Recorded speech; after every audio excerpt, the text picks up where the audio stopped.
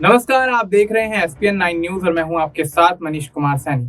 Samajwadi party के संस्थापक और उत्तर प्रदेश की राजनीति में अपनी राजनीतिक पारी का लोहा मनवाने वाले मुलायम सिंह यादव की आज दूसरी पुण्यतिथि है। जी हां, आज ही के दिन 2022 में मुलायम सिंह यादव ने अपनी अंतिम सांस ली थी। मुलायम सिंह यादव ने राजनीति के क्षेत्र में कई आयाम स्थापित किए और ऐसे में अपनी पार्टी को ऊंचाइयों तक छुआने के लिए कहीं ना कहीं पूरी मेहनत की और सूबे में उत्तर प्रदेश में मुलायम सिंह यादव 3 बार मुख्यमंत्री रहे और साथ ही कहीं ना कहीं केंद्रीय मंत्री भी बनते हुए नजर आए। और उसके दौरान कहीं ना कहीं मुलायम सिंह यादव ने जो विरासत कमाई या जो रुतबा यहाँ पर कमाया है उसकी आज तक भी तारीफ तमाम विपक्षी दल और समाजवादी पार्टी के नेता करते हुए नजर आते हैं। सैफई में मुलायम सिंह यादव की पुण्यतिथि पर आज पूरा यादव कुनबा देखा जा रहा है। अखिलेश यादव, डिंपल यादव और यहाँ पर तमाम यादव परिवार के सदस्य सैफई में मुलायम सिंह यादव को श्रद्धांजलि देने के लिए पहुंच रहे हैं। ऐसे में अब ये कयास लगाए जा रहे हैं कि क्या अपर्णा यादव भी श्रद्धांजलि देने के लिए मुलायम सिंह यादव को सैफई जाती हुई नजर आएंगी, क्योंकि अपर्णा यादव लंबे समय से भारतीय जनता पार्टी के अंदर रहकर राजनीति के क्षेत्र में जीत का क्योंकि अपर्णा यादव भारतीय जनता पार्टी के कुनबे में जाने के बाद महिला आयोग की उपाध्यक्ष बनाई गई और उसके बाद से भारतीय जनता पार्टी में उनको तवज्जो मिलनी शुरू हुई। लेकिन अब सबसे बड़ा सवाल यही है कि क्या अपर्णा यादव सैफई में मुलायम सिंह यादव को श्रद्धांजलि अर्पित करने के लिए जाएंगी। हालांकि उन्होंने ट्वीट के माध्यम से मुलायम सिंह यादव की एक तस्वीर अपने साथ पोस्ट की है और उस पर कहीं ना कहीं उन्होंने जो यहाँ पर पोस्ट किया है उसमें लिखती हुई नजर आई है कि मुलायम सिंह यादव और समाजवादी पार्टी के संस्थापक रहे, उनको यहाँ पर भावभीनी श्रद्धांजलि। और इस तरह की यहाँ पर जो ट्वीट उन्होंने किया है, जो एक्स पर उन्होंने पोस्ट डाला है, उससे कहीं ना कहीं अपर्णा यादव ने श्रद्धांजलि तो अर्पित कर दी है। लेकिन अब सबसे बड़ा सवाल यही उठता है कि क्या सैफई में जाकर मुलायम सिंह यादव को श्रद्धांजलि देने अपर्णा यादव जाएंगी। इस पर तमाम यहाँ पर सवाल है, तमाम सवालों का यहाँ पर जिक्र करेंगे और अमन सर हमारे साथ मौजूद हैं। सर, बहुत बहुत स्वागत है आपका। सर, किस तरीके से देखते हैं कि आज मुलायम सिंह यादव की दूसरी पुण्यतिथि है, समाजवादी पार्टी के तमाम बड़े चेहरे और तमाम यहाँ पर समाजवादी पार्टी से जुड़े हुए नेता और मंत्रीगण कहीं ना कहीं सैफई में पहुंचकर उनको श्रद्धांजलि देते हुए नजर आ रहे हैं। लेकिन अपर्णा यादव फिलहाल वहां पर नदारद हैं।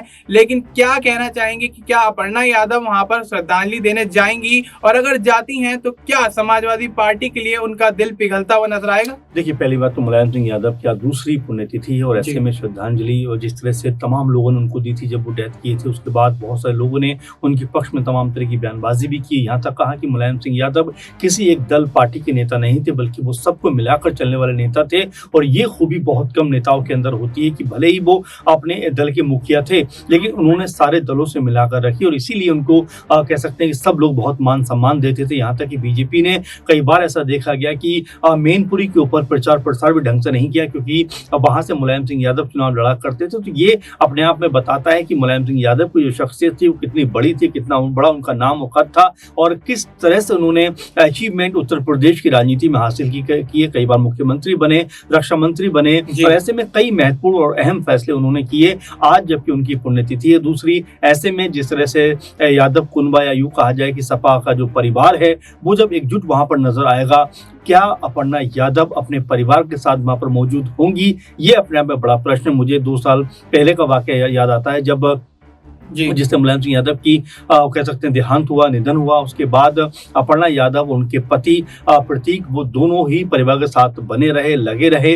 और पूरे का पूरा जो कह सकते हैं कि विधि विधान होते हैं सभी में वो शामिल नजर आए। ये एक बेहतर कह सकते हैं कि जो परिवार होता है उसकी निशानी होती है कि अपर्णा यादव भले ही दूसरी पार्टी में राजनीति कर रही हैं, लेकिन आपने देखा होगा कि कभी भी अपने परिवार के खिलाफ उन्होंने कोई भी गलत शब्दों का इस्तेमाल नहीं किया। अपने परिवार के खिलाफ कभी भी उन्होंने कह सकते हैं राजनीतिक मंचों पर बुराई नहीं की। और यहाँ तक कि जब मैनपुरी से बीजेपी के नेताओं ने कहा कि भाई आप आइए चुनाव लड़िए, उन्होंने कहा कि मैं अपने परिवार के खिलाफ नहीं जाऊंगी। तो ये बताता है कि अपर्णा यादव किस तरह की नेता है, किस तरह की कह सकते हैं परिवार को मरने वाली, परिवार को चाहने वाली कहने के सदस्य है। और ये जाहिर बात है कि परिवार जो है हमेशा आपके लिए सर्वोपरि होना चाहिए। अपर्णा यादव ने बीजेपी में होकर भी कहने के अपनी परिवार की जो मर्यादा है उसको मजबूत रखा है। और देखिए, ज़ाहिर बात है कि ऐसे में वो ज़रूर नज़र आएँगे और आना भी चाहिए कि परिवार का उनका मसला है। अब वो किस समय वहाँ पर जाती हैं, नहीं जाती हैं, ये उनका अपना व्यक्तिगत मसला है। लेकिन मुलायम सिंह यादव के बारे में फिर मैं ज़िक्र करना चाहूँगा कि जिस तरह से वो बड़े नेता थे, उन्होंने जब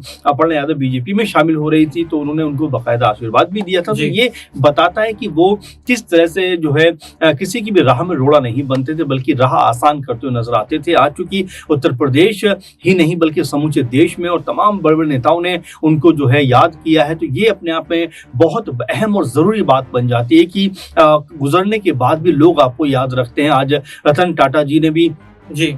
दुनिया को अलविदा कह दिया। आप देख रहे हैं कि तमाम लोग जो है उनको भी श्रद्धांजलि, उनके बारे में तमाम सारी बातें लिखते हैं। जब आप दुनिया में कुछ बेहतर कार्य करते हो तो जाहिर बात है कि आपके जाने के बाद लोगों को अफसोस होता है आपके जाने का, और तमाम तरह की बातें आपके पक्ष में लिखते हुए नजर आते हैं। यही हाल मुलायम सिंह यादव का भी था। जब जी। उनका देहांत हुआ, बहुत सारे लोगों ने उनके प्रति अपना जो कह सकते हैं कि भाव है वो रखते हुए नजर आए। और यही होता है देखिए कि जब आप बेहतर कार्य करते हो तो लोग भी उसके अप्रिशिएट करते हुए नजर आते हैं। जी बिल्कुल। तो अब ऐसे में बेहतर कार्य करने के लिए कहीं ना कहीं मुलायम सिंह यादव को आगे भी याद किया जाएगा, जिस तरह से अब भी याद किया जा रहा है। और ऐसे में सर ने जिक्र किया रतन टाटा का, जाने माने उद्योगपति और देश की अर्थव्यवस्था में बहुमूल्य योगदान देने वाले रतन टाटा का कल निधन हो गया। और ऐसे में मुंबई में उनका निधन होने के बाद कहीं ना कहीं ब्रीच कैंडी हॉस्पिटल के बाहर तमाम बड़ी हस्तियों का तांता लगता हुआ नजर आया। सीएम शिंदे और तमाम बड़े चेहरे महाराष्ट्र की राजनीति से जुड़े हुए, देश भर की राजनीति से जुड़े हुए उनको श्रद्धांजलि देने के लिए या उनके अंतिम दर्शन करने के लिए पहुंचे। और ऐसे में अब बात की जाए मुलायम सिंह यादव की, तो मुलायम सिंह यादव भी 2 साल के बाद भी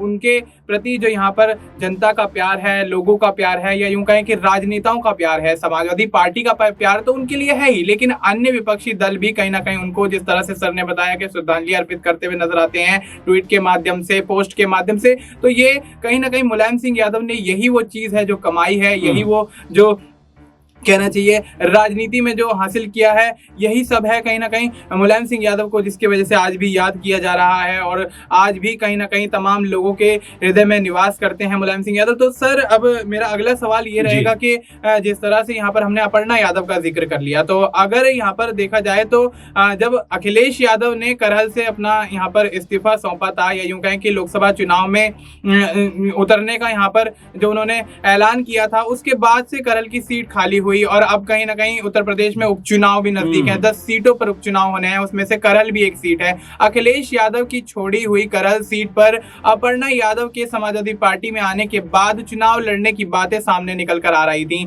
तो क्या लगता है कि अब कहीं ना कहीं बीजेपी ने उनको जिम्मेदारी तो सौंप दी है, लेकिन जिम्मेदारी से अपर्णा यादव संतुष्ट नहीं है, खुश नहीं है। तो क्या लगता है, क्या अगर यहाँ पर अपर्णा यादव को फिर से यहाँ पर अखिलेश यादव जिम्मेदारी देना चाहे, करहल की सीट से चुनावी मैदान में उतरने की बात कहते हुए नजर आए, तो क्या लगता है कि अपर्णा यादव उतरने के लिए हाँ करेंगी या नहीं? देखिए, बिल्कुल, अगर करहल की बात करें तो वहां पर तो अनाउंसमेंट हो गया है नाम का। तेज प्रताप यादव जो भतीजे लगते हैं अखिलेश यादव को, उन्होंने टिकट दिया। और देखिए, तेज प्रताप यादव वही शख्स हैं जो मैनपुरी से सांसद ही बनते हैं, मुलायम सिंह यादव की कह सकते हैं कि परंपरा को आगे बढ़ाते हुए नजर आते हैं। लेकिन यहाँ पर जिस तरह से अपर्णा यादव का जिक्र आप कर रहे हैं, मुझे नहीं लगता कि अब जो है करहल पर उनका आना कोई बनता है, क्योंकि अगर ये सब होता तो पहले समीकरण साध लिए गए होते। क्योंकि जब अपर्णा यादव बीजेपी से नाराज हुई थी, उस वक्त भी आपने देखा कि लगातार यही कहा जा रहा था कि वो सपा में वापस लौट सकती है। लेकिन आखिरकार उन्होंने जो महिला चुनाव कह सकते हैं, महिला आयोग का जो उपाध्यक्ष बनने का जो इस तरह का उनको प्रस्ताव था, उसको स्वीकार किया और तमाम तरह से उस पद पर आप काम करती हुई नजर आती है। तो ये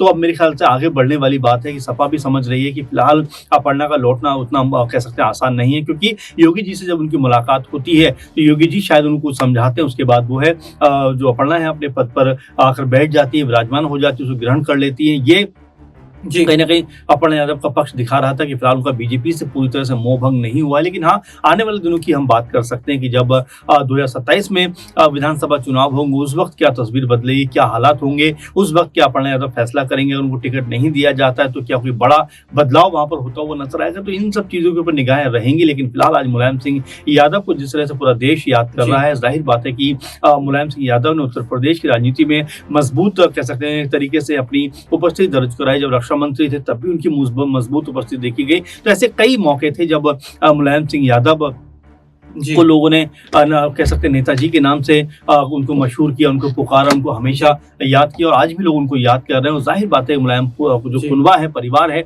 वो तो उनको याद कर ही रहा है। साथ में जो बाकी सपा के लोग हैं वो भी कहने के उनको याद करते हुए नजर आ रहे हैं। और जाहिर बात है कि SPN 9 न्यूज़ भी आज उनको याद करता है कि इतनी बड़ी हस्ती थे और जाहिर बात है कि जो भी बेहतर उन्होंने कार्य किया उनको याद किया जाना चाहिए। तो ऐसे में अब आने वाले दिनों में जब अखिलेश यादव के ऊपर एक कंधों पे जिम्मेदारी लेकर चल रहे हैं कि सपा को मजबूत करना है, और चूंकि लोकसभा में हमने देखा भी कि लगभग 36-37 सीटें कह सकते जी। हैं कि सपा को मिली भी। अब उपचुनाव में किस तरह का प्रदर्शन सपा का रहता है वो देखना होगा। लेकिन मुलायम सिंह यादव के जाने के बाद जो एक गैप आया है वो कहीं ना कहीं शिवपाल यादव ने, यानी उनके भाई ने और अखिलेश के चाचा ने इसको भरने का प्रयास किया है। और काफी हद तक कहा जा सकता है कि सपा के इस समय वो खेवनहार बन रहे हैं, उनकी नैया को पार लगाने का प्रयास कर रहे हैं। क्योंकि आपने देखा 2017 के चुनाव के बाद लगातार सपा की डाबाडोल हो रही थी, लेकिन जी। विधानसभा में हमने देखा कि 100 से ज्यादा सीटें उनके पास हैं और अब लोकसभा चुनाव में भी तकरीबन उनके हिस्से में 37-38 सीटें आई हैं, जो ये बताता है कि सपा का जो खोया हुआ जनाधार था वो चाचा भतीजे की जोड़ी ने मिलकर वापस लौटाया है। जी बिल्कुल। तब ऐसे में अखिलेश यादव का भी कहीं ना कहीं लोकसभा चुनाव के बाद कद बढ़ता हुआ नजर आया। उत्तर प्रदेश की राजनीति में 37 सीटें जीतकर यहाँ पर समाजवादी पार्टी ने बड़ा परचम लहराया है और ऐसे में देश की तीसरी पार्टी बनती हुई नजर आई। लेकिन अब किस तरह से आगामी विधानसभा चुनाव और उपचुनाव को लेकर रणनीतियां यहाँ पर अखिलेश यादव बनाते हुए नजर आएंगे। और तेज प्रताप यादव को करहल से चुनावी मैदान में उतार तो दिया है, लेकिन क्या तेज प्रताप यादव यहाँ से जीत हासिल करने में कामयाब होंगे, ये भी देखना दिलचस्प होगा। और अपर्णा यादव की वापसी को लेकर लंबे समय से जो कयास यहाँ पर लग रहे थे, फिलहाल तो उन पर विराम लगता हुआ नजर आ रहा है। लेकिन जिस तरह से सर ने बताया कि 2027 के विधानसभा चुनाव में अगर यहाँ पर उनको कोई बड़ी जिम्मेदारी ऑफर की जाती है, कोई बड़ा ऑफर यहाँ पर दिया जाता है, तो शायद यहाँ पर कहीं ना कहीं अपर्णा यादव एक बार फिर से समाजवादी पार्टी परिवार की तरफ अपनी झुकती हुई नजर आए और ऐसे में भारतीय जनता पार्टी को एक बड़ा झटका देती हुई नजर आए। फिलहाल आपको इस मुद्दे पर क्या कुछ लगता है, आप अपनी राय हमें कमेंट करके बता सकते हैं। बाकी देश और दुनिया से जुड़ी तमाम जानकारी के लिए आप देखते रहिए SPN 9 न्यूज़।